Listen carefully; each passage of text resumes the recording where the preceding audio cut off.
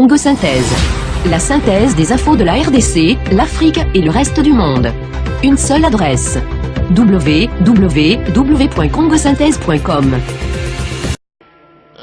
Pour le moment, on va parler de l'éducation nationale. Parce que s'occuper de la santé, c'est très bien. S'occuper des fonctionnaires, c'est aussi bien. Construire des routes et des ponts, c'est aussi intéressant. Mais si les enfants ne bénéficient pas d'une bonne éducation, si l'école n'est pas aux normes, si les enseignants ne sont pas payés, c'est pas très intéressant.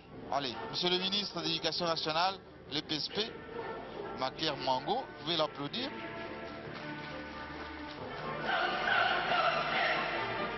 Alors, récupérez le micro juste à côté de vous.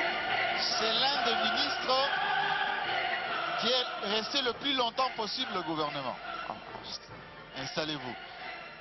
On dit de vous que vous avez une longévité remarquable. Kizenga, Mozitu, Matata 1, Matata 2, etc. Alors, monsieur le ministre, qui est resté le plus longtemps au gouvernement, est-ce que nos enfants, aujourd'hui, qui vont à l'école primaire, l'école secondaire, est-ce que les enseignants à Kinshasa et à l'intérieur du pays peuvent dire oui, nous sommes dans un pays digne de ce nom? Jean-Marie, merci beaucoup. Je tiens aussi à remercier Son Excellence le Premier ministre pour cette opportunité, pour cette tribune que vous nous donnez, pour que nous puissions donner dans le domaine de l'éducation en République démocratique du Congo des mots, des chiffres et des faits. Nous avons au niveau du ministère, au niveau du gouvernement, une stratégie qui repose sur 3 éléments très importants. Sur l'élément accès, permettre à nos enfants d'aller à l'école. Sur l'élément qualité et efficience, les enfants qui vont à l'école doivent apprendre quelque chose. Et enfin, l'aspect gestion même du secteur de l'éducation. En ce qui concerne l'accès, les chiffres parlent d'eux-mêmes. En 2015, nous avons aujourd'hui près de 17 millions d'enfants qui vont à l'école. 17 millions. 17 millions d'enfants qui vont à l'école contre 7 millions en 2001. 7 millions. Donc nous avons fait un bond en 14 ans de 139%. Alors quand vous comparez ça avec le taux de la croissance démographique, vous voyez, vous allez comprendre pourquoi. En ce qui concerne le taux d'admission, donc combien d'enfants vont en première année primaire, nous avons un taux en 2012 de 133%. 133%, c'est-à-dire que nous récupérons les enfants qui n'avaient aucune chance d'aller à l'école. En ce qui concerne le taux d'achèvement, combien d'enfants vont à l'école, entrent en première année primaire et combien terminent le cycle primaire? Sur les 100 qui entrent, en 2001, ils étaient autour de 40%. Donc sur 100, 40 terminaient le cycle primaire. Aujourd'hui, ils sont à 70 qui terminent le cycle primaire.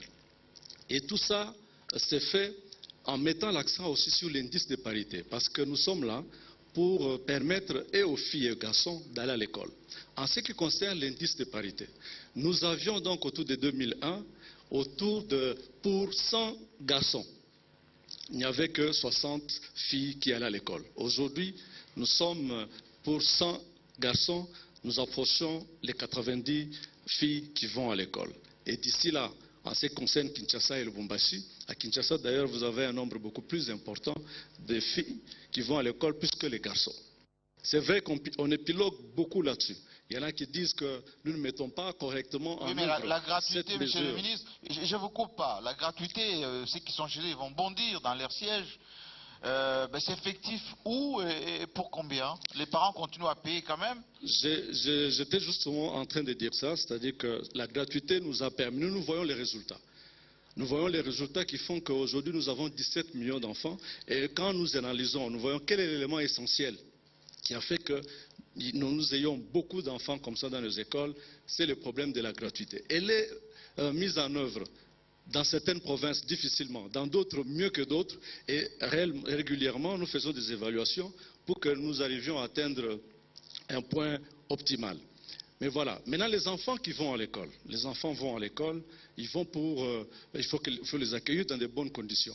Voilà pourquoi nous avons pris la décision, le gouvernement a pris la décision sur instruction du président de la République, ce grand programme que le Premier ministre a lancé de construction d'écoles à travers toute la République. Je vous assure que 500 écoles ont été construites en 2014. Parfois, quand on en parle... Mais en quel matériau? J'ai vu. Si c'est des écoles que vous construisez aujourd'hui, 6 mois après, il n'y a plus rien, c'est pas la peine. Hein? Justement, vous dites comme quelqu'un que j'ai vu il n'y a pas longtemps, qui m'a dit, non mais monsieur le ministre, vous vous promenez avec une photo, vous avez pris la photo d'une école et vous vous promenez avec, vous dites que c'est la même école qui est partout. Non. Vous allez partout, parce que l'instruction que nous avons reçue, oui, c'est que l'élève qui est à Kinshasa doit étudier dans les mêmes conditions que celui qui est à Kasumbalesa, à Zongo ou ailleurs. Et les écoles sont construites de la même manière. Quand nous négocions avec le partenaire, je vous assure qu'il y a longtemps qu'on ait vu un tel programme. Il faut attendre les années 50. Vous voyez les Athénées qui sont conçus dans les grands centres. Maintenant, l'instruction que nous avons reçue, c'est que nous allions partout, là où il y a les enfants. Vous allez voir dans certains coins comment les parents, la population se mobilise pour prendre les sacs de ciment à dos d'homme, pour acheminer les courants sur des montagnes, parce que l'école de Calais doit être l'école de Kinshasa. Et les résultats sont aujourd'hui probants, nous avons 500 écoles. Laissez-moi, monsieur le ministre, inviter monsieur Diallo, Abdourahmane Diallo, de l'UNESCO, parce que très souvent l'UNESCO qui s'occupe de l'éducation aussi. Merci monsieur Diallo, installez-vous. En général, quand on parle de l'UNESCO, c'est l'éducation, c'est la culture. On ne sait pas si vous faites quelque chose en RDC aussi pour que les Congolais aient le même niveau d'éducation qu'à Madagascar, qu'à Ouagadougou, à Dakar. Le ministre a parlé de programmes de 1000 écoles, a parlé des équipements et tout ceci. Mais qu'est-ce que vous faites, vous, UNESCO, pour nous? Merci. Bienvenue au Congo. L'UNESCO, comme vous l'avez dit, c'est l'éducation, les sciences naturelles exactes, les sciences sociales et humaines, la culture, la communication et l'information. Oui. Merci, monsieur le Premier ministre, vraiment pour cette opportunité que vous nous donnez et d'avoir choisi l'UNESCO parmi vos invités. La République démocratique du Congo est un grand pays, est un grand partenaire, un grand État membre de l'organisation. Qu'est-ce que nous faisons, monsieur le journaliste ici, en termes d'éducation? Je tiens tout d'abord à dire que notre contribution est coordonnée et organisée au niveau du pays. Il y a une plateforme de coopération, une plateforme, le groupe des partenaires pour l'éducation. C'est ainsi que nous accompagnons le ministre de l'EPSI, mais aussi les autres ministres en charge de l'éducation, l'enseignement technique et professionnel, l'enseignement supérieur, la recherche scientifique également. Notre groupe de concertation a à sa tête le chef de file, l'USAID, et l'agence de coordination qui est l'UNICEF. Donc c'est de façon ordonnée et concertée que nous discutons avec la partie nationale, le ministre en charge et les ministres en charge de l'éducation de leur feuille de route. Est-ce qu'il y a des avancées ou pas au Congo? Il y a des avancées. Monsieur le modérateur, monsieur le journaliste, oui. Le ministre vient de parler. Sa présentation parle d'elle-même et il a bien repris la thématique des mots, des chiffres et des faits, vous les avez entendus. Oui. Oui, il y a des avancées, monsieur le journaliste. Ces avancées... Nous tenons d'ailleurs à saluer à cet égard le Premier ministre qui est parti lui-même à la tribune de la réunion de Muscat en mai dernier pour témoigner de ces progrès. C'était la réunion du Forum mondial pour l'EPT en mai dernier et c'est à cette occasion que beaucoup de pays ont découvert et ont entendu cette problématique-là. Suite à ça, le Premier ministre est parti à la réunion de Bruxelles pour faire le plaidoyer pour les autres pays d'ailleurs pour le financement de l'éducation.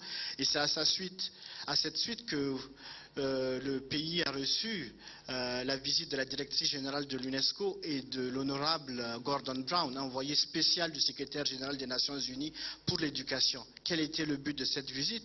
C'était de venir constater in situ ce qui avait été dit au niveau international et de pouvoir encourager les autorités. Les progrès, ils sont là. Les chiffres, le ministre a évoqué les 17 millions d'enfants scolarisés. Plus de 600 000 enseignants et cadres. La rentrée des classes était effective début septembre. Seules certaines contrées en Équateur avaient décalé leur rentrée des classes. Et ça, pas parce que ce n'était pas possible, c'était pour donner le temps à la sensibilisation pour préparer l'accueil. Donc les résultats sont là. La volonté affichée du gouvernement d'aller vers la gratuité, l'augmentation significative du budget de l'éducation en quelques années qui atteint maintenant 16% et qui caresse, nous l'espérons très bientôt, les 20% qui sont recommandés au niveau international. Le ministre a évoqué le programme PRIR de construction. Ce qui est très intéressant, c'est que c'est suite en fait à l'allocation. Le pays a bénéficié de 100 millions du partenariat mondial pour l'éducation. Le pays avait présenté sa stratégie sectorielle du sous-secteur de l'enseignement primaire et secondaire avec son plan d'action, et la communauté internationale donc, au travers du partenariat mondial pour l'éducation, a octroyé une enveloppe de 100 millions de dollars et qui est mise en œuvre actuellement au travers du projet PROCEB et qui permet d'améliorer la formation, les infrastructures et aussi la dotation en manuel au niveau. Et c'est à ce moment-là que le gouvernement a pris la décision de mobiliser l'équivalent. Ça, il faut vraiment saluer cette mobilisation. Pour ceux qui nous suivent, ils doivent quand même comprendre, ça veut dire quoi? C'est-à-dire que le Congo a quand même un peu d'argent à mettre dans votre programme, dans le financement que vous avez apporté. Le Congo a beaucoup d'argent, le Congo a beaucoup de ressources. Mon collègue parlait du potentiel humain avant tout. Oui. Mais les ressources aussi sont là. C'est ainsi qu'ils ont sécurisé 100 millions pour la construction des 1000 écoles par an. Et nous saluons la décision que cette inscription sera renouvelée tous les ans. Nous saluons aussi l'option qui est actuellement en cours d'aller vers une vision holistique et intégrée de l'éducation. Le pays est en train de finaliser sa stratégie sectorielle de l'éducation qui va bien prendre en compte aussi les 3 autres sous-secteurs, l'enseignement supérieur, l'enseignement technique et professionnel et l'éducation non formelle. Certes, l'enseignement primaire reste la priorité, l'accès. Nous avons enregistré beaucoup de progrès, mais il ne faut pas oublier ces 3 autres sous-secteurs sans lesquels l'enseignement primaire ne pourra pas Merci beaucoup. fonctionner. Je sens que, peut-être, monsieur le ministre, vous êtes des connivences avec l'UNESCO. Venez avec moi, s'il vous plaît, parce que j'aimerais bien savoir, monsieur le ministre, lorsque l'UNESCO dit un peu tout ça, vous lui payez combien?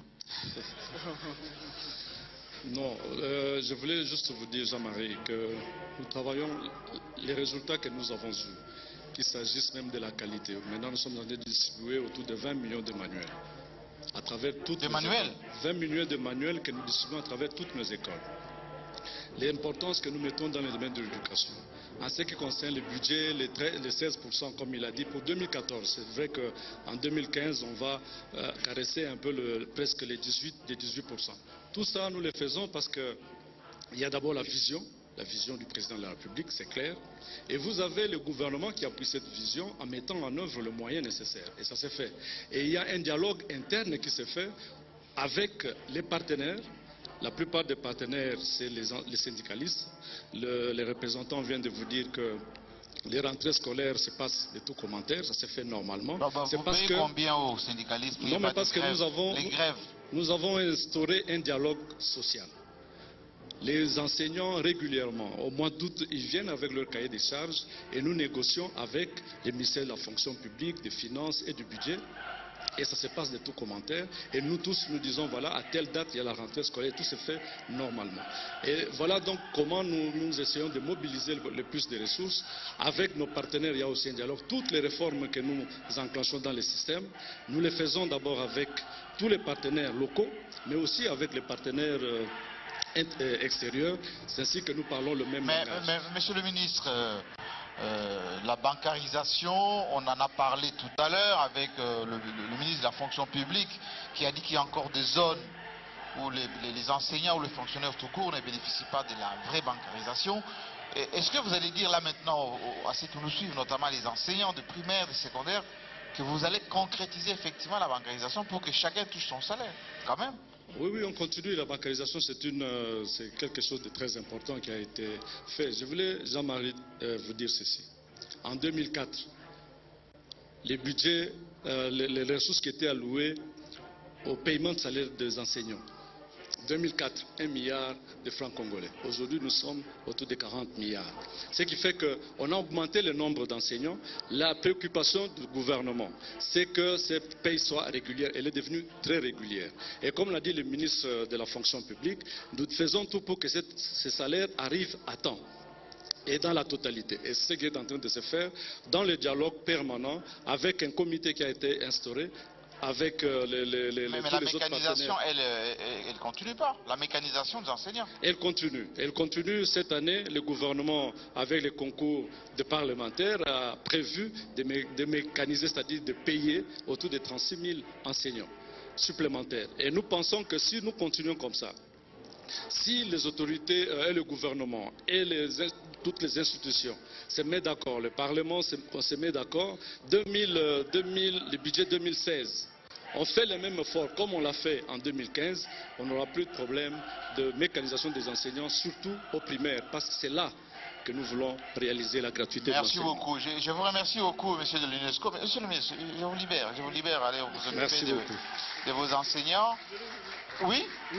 Juste pour terminer, vraiment, donc, l'UNESCO. Les efforts, vous ne m'avez pas laissé le temps de parler des défis que nous partageons ensemble avec le ministre, il l'a dit tout à l'heure. Oui. C'est vraiment cette question du financement de l'éducation, il l'a rappelé avec cette nécessité de vraiment accompagner pour que la gratuité soit effective en réduisant donc les contributions notamment des ménages pour l'éducation.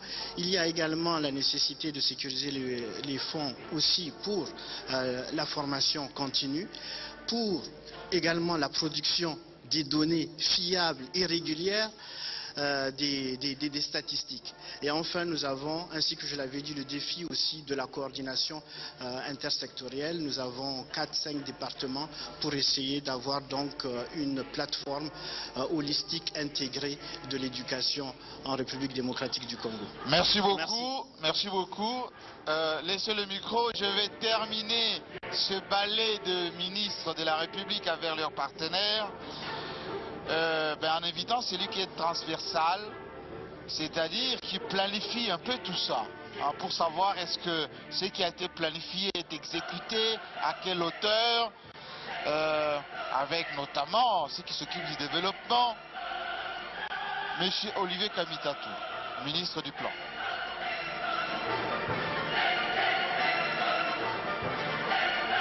Alors, Olivier Kamitatou est un peu comme Maker Mongo, le ministre qui a quasiment traversé tous les gouvernements, dès le début jusqu'à maintenant, avec une petite pause de quelques mois.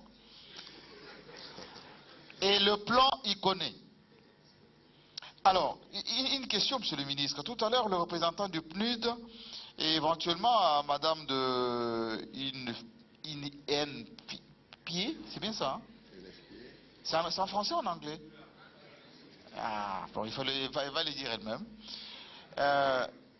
Ils viendront nous dire si c'est vrai ou pas que la planification de tout ce qu'on a écouté tout à l'heure, c'est vous finalement, sous la supervision du Premier ministre et du Président de la République. Est-ce qu'on est dans le bon ou on n'est pas dans le bon? Bien. Merci Jean-Marie. Et je tiens d'abord à remercier Monsieur le Premier ministre qui nous donne l'occasion de développer sur la planification, et je salue les élus du peuple qui sont à nos côtés, ainsi que les hautes personnalités. Regardons l'histoire récente de notre pays. En 2001, nous n'avions qu'au scepticisme de la pensée que l'optimisme de notre volonté pour dire que nous allions progresser. En 2015, nous parlons des chiffres et nous nous interrogeons pour savoir si nous serons émergents en 2020, en 2025 ou en 2030. Ça veut dire que nous avons formidablement évolué. Et la planification, effectivement, on ne peut pas évoluer sans avoir non seulement une vision claire, partagée, qui doit être traduite en action, et la vision c'est celle du président de la République, mais nous devons avoir également une planification à moyen terme et à long terme qui permettent effectivement de mieux cadrer les efforts. Et vous le savez, je n'ai pas besoin de répéter tout ce qui a été dit ici par mes collègues. Sur tous les chantiers, nous obtenons des résultats. Bien entendu, ces résultats doivent être traduits. Il nous faut donc des statistiques fiables. La fiabilité des statistiques, je crois que mon prédécesseur de l'UNESCO l'a rappelé, est un vrai problème sur lequel, sous l'impulsion du Premier ministre, nous travaillons pour avoir des données réelles. Je vais donner quelques chiffres. C'est le lieu de les donner. Eh bien, l'indice de développement humain, on l'a dit ici, il n'est de richesse que d'hommes. Nous faisons de l'économie pas pour l'économie, nous faisons des performances pas pour les performances, nous les faisons pour les Congolaises et les Congolais. Eh bien, l'indice de développement humain, il y a une mesure, l'IDH. Cet indice de développement humain prend en compte plusieurs variables. La première, c'est le niveau d'éducation. Mon prédécesseur, le ministre de l'Éducation, l'a bien rappelé, les chiffres sont éloquents. C'est le niveau de l'éducation. Le deuxième, c'est le niveau de vie. Le ministre de la Santé a évoqué les chiffres sur la mortalité infantile, infanto-juvénile, les progrès que nous réalisons, c'est le niveau de vie. Le troisième, c'est l'espérance de vie. Et finalement, le quatrième qui est très important, le Premier ministre l'a rappelé, c'est la richesse nationale, le niveau du produit intérieur brut. Eh bien, de ces 4 variables, nous avons l'indice de développement humain. Eh bien, l'indice de développement humain, nous avons été meurtris par le fait que le rapport mondial du Programme des Nations Unies, du PNUD, qui sort une fois par an, indiquait que nous avions un indice de développement humain de 0,331. C'est dans quelle année ça? L'an dernier, qui nous positionnait comme avant-dernier au monde. C'était risible. Derrière nous, il restait la Somalie. Oui. Et après, c'était le néant. Alors que nous venons d'entendre les efforts qui sont faits sous l'impulsion du président de la République, avec le Premier ministre et tous les ministères sectoriels, nous n'étions pas pris en compte à la mesure des efforts. Heureusement, il y a un rapport national qui est fait en partenariat avec tous nos partenaires au développement, avec les ministères clés des 4 variables, la santé, l'éducation, sous la coordination du Premier ministre. Eh bien, ce rapport national a donné les vrais chiffres. Mais c'est lesquels? Parce que si le PNUD vous met en dernier ou avant-dernier... Eh bien, ceux du PNUD qui participent avec nous, le PNUD RDC qui participe avec nous, oui. Eh bien, nous sommes passés de 0,338 à 0,414. Ça ne veut peut-être rien dire, mais nous progressons de 13 places. Nous ne sommes plus les avant-derniers, je ne peux pas dire dans quel niveau nous sommes, mais nous progressons. Et ce qui est plus important que la situation, c'est la dynamique et la trajectoire qui est prise. Cette dynamique et cette trajectoire, eh bien, nous progressons, nous avons du vent dans les voiles et nous approchons des rives de l'émergence parce que nous avançons. Aujourd'hui, en termes de progression, en termes de pourcentage de progression de l'indice de développement humain, nous sommes à 3,25% par an de moyenne depuis 2001. De 2001 à 2014, nous avons affiché un taux de progression de 3,25%, ce qui nous rapproche des États les plus dynamiques d'Afrique, que ce soit l'Éthiopie, le Rwanda. Eh bien, nous approchons de cela. Et si nous continuons sur cette progression avec ce pourcentage, avec ces efforts dans ces secteurs qui touchent à l'homme et à la femme congolaise, eh bien dans 13 années, nous aurons quitté les pays d'indices de développement faibles pour arriver à des indices de développement humain moyens. C'est encore loin de ce que nous voulons espérer. Nous devons aller encore beaucoup plus vite. Mais ça veut dire que nous sommes sur la très bonne trajectoire, que tous les ministères sectoriels sont mobilisés et je dois saluer, en saluant les élus du peuple, le budget national doit être en concordance avec les efforts du Premier ministre et du gouvernement pour donner les moyens à ce que l'indice de développement humain, il n'appartient pas seulement de sanctionner un gouvernement, mais c'est de dire également que sans un budget annuel qui porte les mêmes priorités et qui donne par exemple aujourd'hui 15% du budget, 16% du budget va à l'éducation. C'est une progression phénoménale dans l'histoire de notre pays. Et nous allons vers 20%, ce qui montre que nous voulons transformer la société. Et une transformation structurelle de la société ne se fait pas en 1 an, en 2 ans, en 5 ans. Ça met du temps. Merci beaucoup, Monsieur le Ministre. Je vous ai laissé parler. J'aimerais quand même que, bon, Monsieur du développement, au niveau de la communauté internationale, enfin, il est entre-temps aussi de temps en temps représentant du secrétaire général. Moustapha Soumaré, qui doit nous rejoindre maintenant. La dame viendra tout à l'heure. Vous êtes souvent... Prenez place, M. Soumaré. Parfois, vous êtes un peu le père fouettard de la RDC, le PNUD. Vous publiez, le ministre l'a dit tout à l'heure, parfois des rapports qui donnent des sueurs froides à la RDC sur le développement.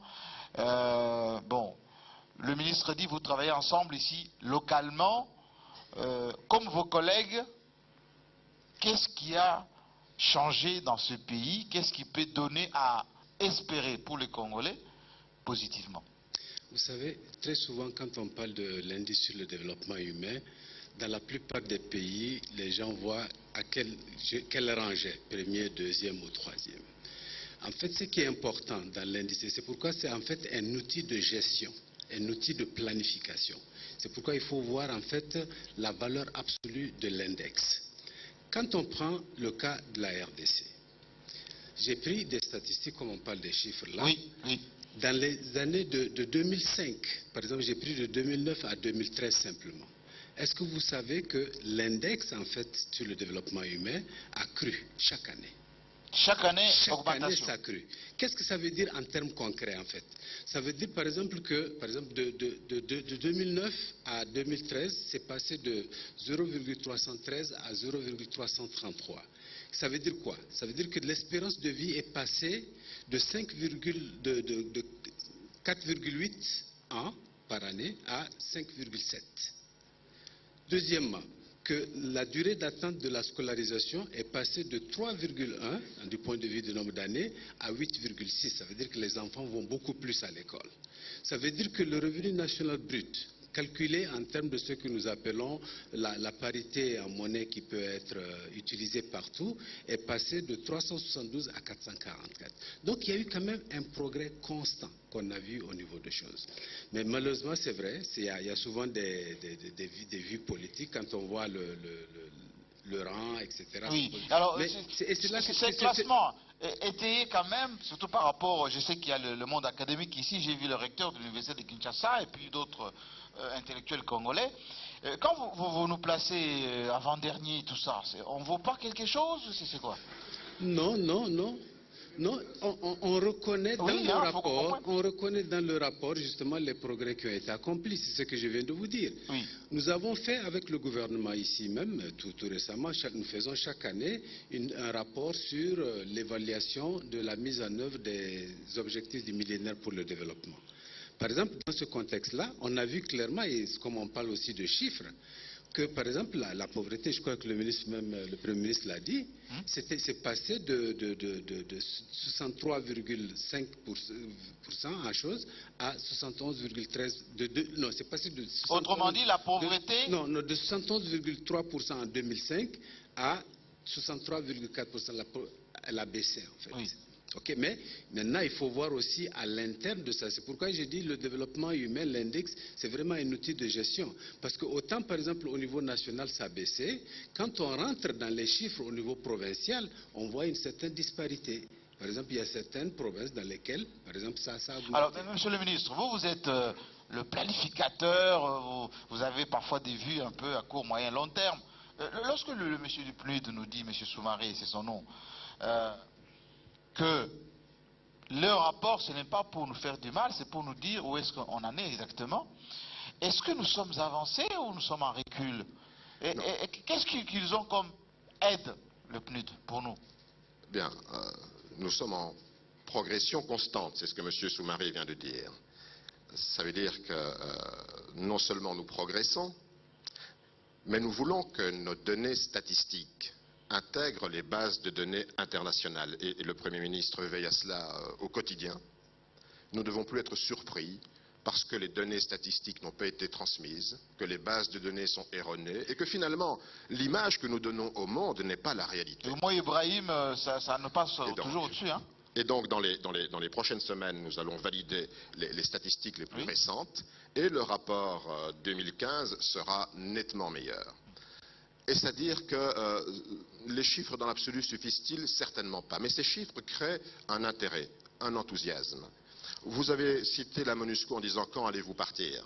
Oui. Nous pourrions dire comme ministre du Plan, mais vous, les partenaires au développement, avons-nous encore besoin longtemps de vous? Parce que l'aide publique au développement, eh bien, elle a vocation à tarir. On ne demandera pas toujours l'aide du contribuable où qu'il soit. Nous devons pallier avec nos propres ressources, attirer l'investissement, mettre en œuvre la vision du président de la République par des capitaux qui soient des capitaux privés, promouvoir l'initiative privée, rendre les marchés compétitifs et transformer structurellement notre pays. Qu'est-ce à dire? Aujourd'hui, notre économie repose en grande partie sur le secteur des mines. Ça veut dire qu'il y a des millions, et la grande majorité des Congolaises et des Congolais ne participent pas à la croissance. Nous voulons qu'ils participent directement à la croissance par leur productivité. Et la majorité des Congolaises et des Congolais sont en milieu rural. Ça veut dire qu'ils sont dans l'agriculture. Nous voulons investir massivement dans l'agriculture, les parcs agro-industriels, mais investir massivement également dans l'éducation qui permet de transformer la société pour qu'il y ait dans le secteur rural des revenus qui soient non agricoles, mais qu'il y ait également une meilleure productivité de l'agriculture. Voilà un des aspects importants. Nous voulons maintenant transformer notre économie pour aller de l'énergie vers la réindustrialisation et pour finir faire de cette société, c'est la vision du président de la République, un pôle de savoir, de connaissances, parce que l'émergence, eh bien, elle participe de l'innovation et on l'a dit ici, il faut être un moteur du développement. Merci beaucoup. Avant de vous libérer, M. Soumaré, j'aimerais quand même savoir, c'est pour ça que je me mets de vous, le PNUD, venez avec moi s'il vous plaît, le PNUD en général encourage souvent les autres partenaires à nous donner des moyens. En général, c'est vous qui êtes souvent, qui essayez de faire du lobbying derrière, etc. Vous êtes souvent superviseur, des choses. Est-ce qu'aujourd'hui, vous êtes plutôt dans l'optimisme de nous mobiliser les moyens, même si nous en avons quand même dans nos caisses, ou bien vous êtes dans l'attentisme, le PNUD? Je suis très optimiste en fait. Parce que je vois, et c'est pourquoi c'est important, l'idée d'avoir cet index sur le développement humain. Oui. Parce que ça interpelle aussi le gouvernement, non seulement à continuer les réformes qui ont été entreprises pour les amener là où ils sont aujourd'hui. Les réformes, gouvernance structurelle, tout ce qu'il faut comme réforme, même du point de vue, surtout de la gouvernance. Oui. Okay? Le ministre même de la fonction publique l'a dit quand on parle des aspects de la corruption et tout. Oui. Voilà des aspects sur lesquels certainement le gouvernement va travailler pour pouvoir améliorer justement son record. Concernant vraiment la mobilisation des ressources, moi j'ai dit que c'est un des pays, c'est à peu près je ne sais pas combien de pays dans lesquels j'ai été coordonnateur résident. C'est pourquoi vous êtes coordonnateur résident, vous êtes en même temps représentant du PNUD. Vraiment le potentiel de mobilisation de ressources que j'ai vu dans ce pays et surtout la volonté des partenaires de soutenir le pays, je n'ai jamais vu auparavant. Vous savez que seulement côté simplement des Nations Unies, ensemble nous dépensons dans le pays en soutenant à peu près 1,4 milliard de dollars. Ça c'est sans compter les aspects de la MONUSCO. Oui. Donc je suis très vraiment optimiste. Alors parce que de temps en temps vous représentez aussi le secrétaire général au niveau de la MONUSCO des Nations Unies, optimiste ou pas par rapport à la paix de ce pays. M. Kobler l'a dit tout à l'heure, vous voulez toujours rester chez nous, bon on aimerait bien, mais avec moins de troupes quand même. Mais est-ce que vous êtes optimiste ou pas? Moi, je partage ce que M. Kobler a dit. Oui. Il a dit que nous sommes là pour travailler avec le gouvernement pour créer les conditions de la sortie de la MONUSCO. Oui. C'est ça qu'il a dit. Et donc, je suis optimiste. Vraiment, je crois qu'il l'a dit lui-même et le Premier ministre est revenu là-dessus. La situation à l'Est s'améliore. Donc, nous faisons tout en sorte que nous puissions justement renforcer cela pour que vraiment on crée totalement les conditions qui font que la RDC puisse non seulement se passer de la MONUSCO, oui, mais vraiment se passer de l'aide internationale. Quelqu'un l'a dit, je crois que c'est notre collègue du FMI. Moi, je suis sûr, et je le dis, je crois toujours à ça, que si la RDC vraiment se développe, c'est toute l'Afrique qui va se développer. Et si la RDC a des problèmes de sécurité, c'est toute l'Afrique aussi. Exactement. Merci beaucoup. Merci. Vous pouvez mettre votre clé, M. Soumaré, merci. Madame Keïta, on garde toujours le meilleur pour la fin, madame. Venez, c'est le mois de la femme. Voilà, les dames doivent se retrouver, hein, ça c'est clair. Installez-vous. C'est l'une des rares femmes au sein de la communauté internationale. Voilà, monsieur le ministre, que vous connaissez certainement parce que vous travaillez ensemble. Hein. l'une des rares femmes dans cette émission qui puisse aussi dire du bien de la RDC. On dit beaucoup de bien aujourd'hui, hein, chez les ministres de la RDC. On dit la vérité. C'est la vérité? Oui, Madame Keïta, votre structure, c'est un peu compliqué à prononcer. C'est quoi? Merci. Permettez-moi d'abord de remercier Son Excellence, Monsieur le Premier ministre, pour nous donner l'opportunité de parler. Le Fonds des Nations Unies pour la population est probablement le plus petit des grands partenaires présents, donc nous sommes très honorés d'être ici, mais on a le plus grand des mandats, la population. Voilà, vous vous occupez de la population et vous êtes avec le planificateur de la population. Est-ce que on connaît combien nous sommes, nous les Congolais, d'abord? Ensuite, qu'est-ce que vous faites, vous, les Nations Unies, pour nous aider à nous compter et à trouver les moyens de nous stabiliser? Aujourd'hui, les Congolais, plus ma famille et moi, et mes collègues partenaires qui sont présents sur le territoire, nous sommes estimés à 117 millions de personnes. Ah. Ce que le Congo, les progrès, où vous êtes, c'est la volonté de vouloir mener l'enquête mère. L'enquête mère, c'est le recensement général de la population et de l'habitation. Le Congo a besoin de ces données-là pour pouvoir continuer à développer toutes les politiques économiques et sociales dont on a parlé. Sans ça, on ne fait que de l'à peu près. Et vouloir le faire, l'avoir commencé, je dis bravo au gouvernement, puisque la cartographie est déjà en œuvre. Le deuxième point positif de ce qui se passe dans ce pays, c'est l'organisation des jeunes. Le tour du pays que j'ai fait, toutes les provinces ont des réseaux de jeunes bien organisés et qui ne demandent qu'à partager, participer à la prise de décision et mettre leur talent au service du pays. Ça, bravo aussi. Le troisième progrès, c'est la lutte contre les violences. La lutte contre les violences. Il y a des perceptions. Oui, capitale mondiale du viol. Non, justement. Moi, je suis une femme. Ça a changé? Je suis une femme. Et l'idée même de traiter une capitale de capitale mondiale du viol me choque au plus haut point. Et je voudrais que tous qui le disent en ce mois de la femme cessent de le dire parce qu'un manque de respect inacceptable pour toutes les femmes de ce pays. Ce n'est pas acceptable. 77 millions de population, il y a à peu près 44 millions de femmes, de jeunes femmes, etc. D'accord? J'ai une nouvelle pour vous. La violence sexuelle basée sur les faits de guerre ne dépasse pas 1% dans ce pays. Ah bon? Oui. Par contre, oui, la violence sociale du fait des mariages précoces est énorme et extrêmement élevée. Est-ce que vous y travaillez, monsieur le ministre va répondre aussi, est-ce que vous y travaillez à réduire cette violence-là, des mariages précoces et tout ça? Bon, la dame des Nations Unies, elle est offusquée, là. Bien entendu. Oui. Bien entendu, ça participe effectivement à notre volonté de recentrer notre action sur l'homme et la femme congolaise. Oui. Non seulement au niveau de l'éducation, une bonne partie, c'est l'éducation qui permet de transformer la société. Nous avons voulu non seulement l'éducation, mais changer les mentalités. La citoyenneté nouvelle congolaise fait partie précisément du programme du gouvernement et c'est du concret, ce n'est pas seulement une vue théorique. Alors, madame, parce qu'on est limité par le temps, on va conclure cette émission. J'aimerais savoir, s'il vous plaît, on a un débat chez nous, ici au Congo, par rapport au recensement de la population, par rapport aux élections. Est-ce que vous pouvez nous dire là, nous, les Congolais qui vous suivent, est-ce que c'est important d'identifier les Congolais? Est-ce que c'est important de savoir combien nous sommes pour aller voter? C'est extrêmement important. Et je pense que ce qui est important, c'est d'abord, de la part des Congolais, de ne pas mélanger les termes.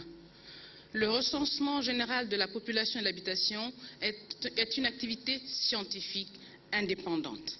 Le recensement administratif à but électoral est une autre activité. L'identification pour fait d'état civil est une autre activité. On peut mener à la limite les deux premières ensemble du fait de la confidentialité, mais certainement pas le fait d'état civil avec les deux autres, parce qu'il y a une question de respect de l'anonymat et de l'intégrité des Congolais. Et je pense que ce pays a eu une approche intéressante qui a été de vouloir faire de la mutualisation des efforts du ministère du Plan et du ministère de l'Intérieur et de la Sécurité pour essayer de combiner les deux autres recensements. Cela signifie simplement qu'il y a des aspects techniques à prendre en compte pour préserver la partie scientifique du recensement général de la population. Donc, il faudrait que les parlementaires que vraiment les autres autorités de ce pays puissent aider à faire passer les bonnes terminologies. Parce qu'il faut au sein de la population. Absolument. Mais monsieur le ministre, on va terminer avec cette question. Est-ce que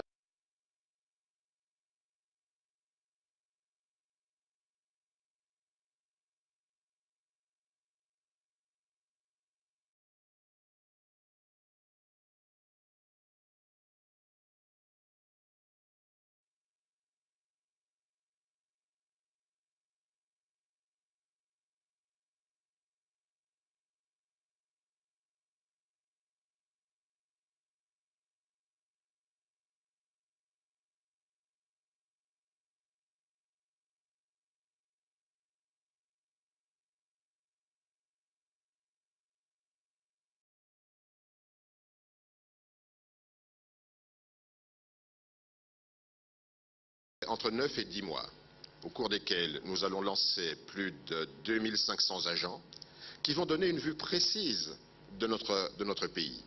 Et l'opération elle-même de dénombrement, eh bien, nous allons déployer entre 70 000 et 80 000 agents à travers tout le pays pendant un week-end. Le président va prendre un texte de loi pour dire ce week-end-là, c'est le dénombrement des citoyennes, des citoyens, mais dans l'anonymat. Ce qui permet de dire exactement combien nous sommes, où nous sommes, avec toute une donnée, une batterie d'informations d'un questionnaire très précis qui donnera véritablement l'état des lieux de notre pays. Alors, quand on a parlé de mutualisation, c'est clair qu'il y a des opérations qui permettent au ministère de l'Intérieur d'avancer. Mais à un moment donné, nos chemins se séparent. L'un part vers le recensement anonyme et scientifique et l'autre part vers ces activités qui tiennent de la sécurité et de la politique. Donc il ne faut pas mêler les deux au risque d'effrayer nos partenaires qui vont se désengager de cette opération. Merci beaucoup, monsieur le ministre. Madame, je vais vous libérer parce que je dois conclure cette émission. Monsieur, vous ne me libérez pas comme ça. Bon, je ne vous libère pas. C'est Kassamba, je suis la seule femme. Je viens sur ce plateau, je vais dire ce que j'ai à dire. Je vous en prie, madame. Merci. La femme prend le pouvoir et on lui le donne. Merci. Monsieur le Premier ministre, c'est fantastique le travail que vous faites en donnant 50 millions pour l'éducation, la santé. J'ai besoin juste de 10 millions de dollars à donner pour la planification familiale. Parce que vous avez un taux de croissance économique extraordinaire, qui est plus élevé que le taux de croissance démographique. Mais ce n'est pas créateur d'emplois pour les jeunes au niveau où ça devrait l'être. Pour vous donner un exemple, le Congo est un des pays créateurs de musique sur ce continent. On n'a pas de label de musique ici. Ils vont ailleurs. On a réuni tous les jeunes de toutes les provinces la semaine dernière ici. J'ai eu 7 jeunes médecins qui n'avaient pas d'emploi. On les a créés en association à but sans ASBL. Oui. Voilà, merci. Pour qu'au moins ils puissent faire de la médecine de proximité et créer eux-mêmes leur emploi sur la théorie du président Kennedy. Donc je crois que ce sont ces choses-là qui vont faire la différence pour que l'émergence que le pays cherche, il puisse l'atteindre véritablement de manière efficace. Et le dernier point, ce sont les jeunes de rue. Il y a des techniques de transformation sociale qui existent pour transformer leur énergie négative en énergie positive. Que nous mettons, il y a nous, il y a l'UNICEF, il y a le HCR, je pense, avec des coopérations sud-sud qui peuvent totalement changer la face aussi de ces jeunes. Je vous remercie. Merci beaucoup, madame. Allez-y avec le micro. Le plaidoyer des Nations Unies qui sollicite 10 millions de dollars chez monsieur le Premier ministre. Monsieur le ministre, merci beaucoup de la planification que vous faites. Repartez avec votre micro et j'aimerais qu'on puisse me délester d'un siège parce qu'il faut que je puisse conclure quand même cette émission en donnant la parole au Premier ministre qui a écouté religieusement les témoignages des uns et des autres.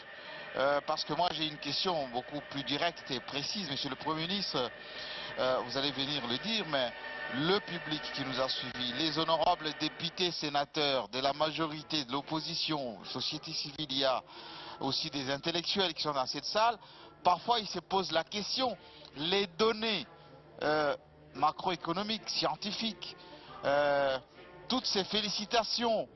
Je vois l'ancien gouverneur de la Banque centrale qui est là, Jean-Claude Massango, grand intellectuel devant l'éternel, et qui a souvent des chiffres qui donnent à espérer. Il a publié un livre à ces sujets. que je vous recommande,